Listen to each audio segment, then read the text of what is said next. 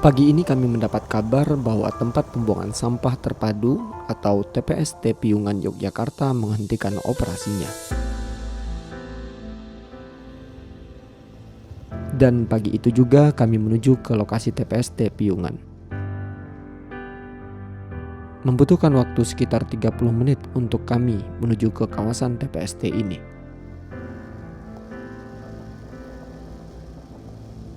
Dan beginilah kondisi jalan menuju kawasan TPST Piungan.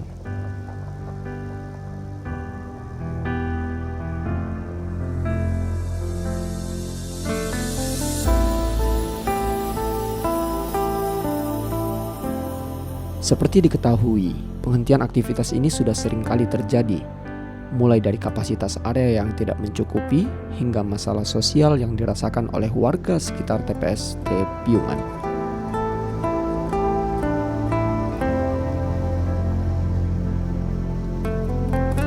TPST Piungan adalah tempat pembuangan sampah regional dari 2 kabupaten dan 1 kota di wilayah Provinsi Daerah Istimewa Yogyakarta. Dengan kata lain, seluruh sampah yang dihasilkan oleh masyarakat kota Yogyakarta, Bantul, dan Sleman akan berakhir di TPST ini. TPST Piungan atau tempat pembuangan sampah terpadu Piungan dibangun pada tahun 1994 hingga 1996. Di awal berdirinya, pengelolaannya dilakukan oleh pemerintah daerah istimewa Yogyakarta. Hingga akhirnya pada tahun 2000 dikelola oleh Sekretariat Bersama atau Sekber Kartamantul berdasarkan keputusan Gubernur nomor 18 tahun 2000.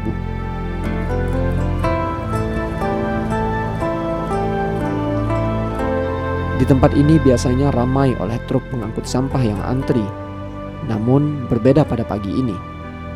Aktivitas pengangkutan sampah berhenti sudah hampir sepekan lamanya.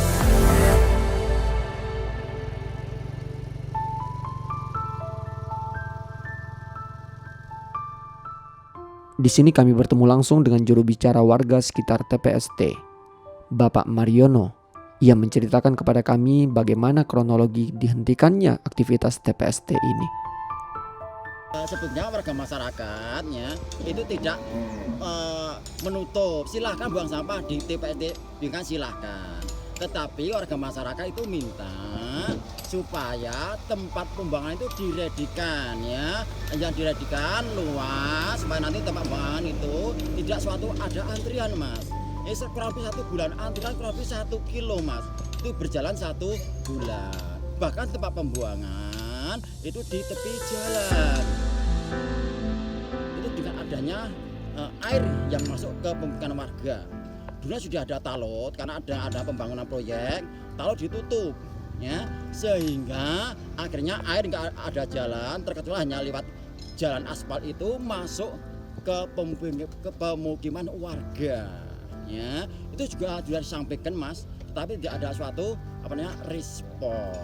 Nah, makanya selain tempat pembuangan sampah ini menjadi masalahnya juga air yang masuk ke pemukiman warga. Yang ketiga mas, perlu mas dijelaskan mungkin kalau semuanya biar mengetahui mas. Kurang lebih 2 tahun nggak ada pemfogingan mas. Ya ada ya pada setelah 23 Maret 2019 ini hanya beberapa kali, tapi setelah itu vakum. Padahal pernah berjanji di kantor kurang lebih 1 minggu itu dipogging per RT mas. Per RT gantian 1 minggu sekali, 1 minggu sekali. Teorinya, praktiknya tidak ada pemfogingan mas. Kurang lebih 2 tahun kurang sedikit. Nah, itu sudah dari warga dan memastikan itu mas. Banyak sekali aspirasi yang disampaikan oleh Bapak Mariono kepada kami. Mendengar mirisnya kehidupan berdampingan dengan sampah tersebut menggerakkan kami untuk membuat dokumenter ini. Kami merenungkan jika hal serupa terjadi di seluruh Indonesia, maka akan ada penumpukan sampah di seluruh pemukiman warga, dan penyebaran sampah pun semakin tidak bisa dikendalikan.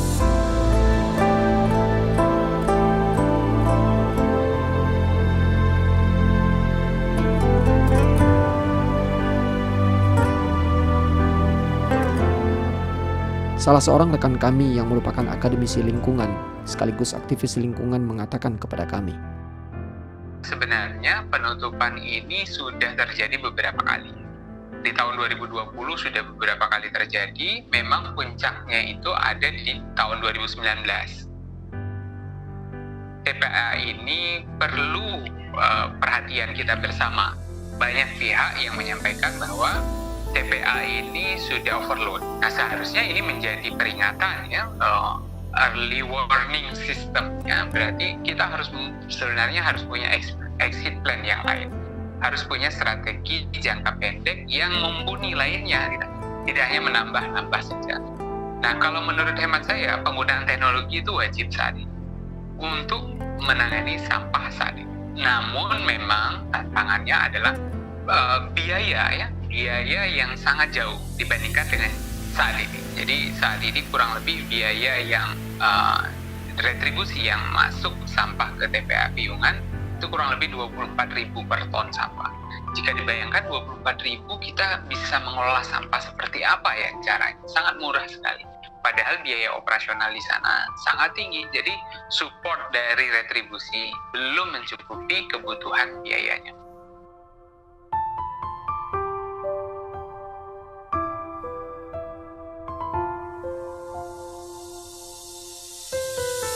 Tapi momen seperti ini sebenarnya bagi pelaku pengolahan sampah ya, pelaku pengolahan sampah di masyarakat, kami melihat momen ini adalah momen yang terbaik untuk bisa mengedukasi masyarakat. Mau tidak mau masyarakat yang biasanya dilayani oleh truk sampah, beberapa hari terakhir ini harus menyimpan sampahnya di dalam rumah. Atau menempatkan sampahnya di depan rumah dan sudah mulai mengeluarkan bau. Dan ini menjadi momen yang sangat berharga untuk mengedukasi masyarakat bahwa sampah yang kita hasilkan itu menjadi tanggung jawab kita. Banyak tidaknya menjadi juga bagian dari usaha kita.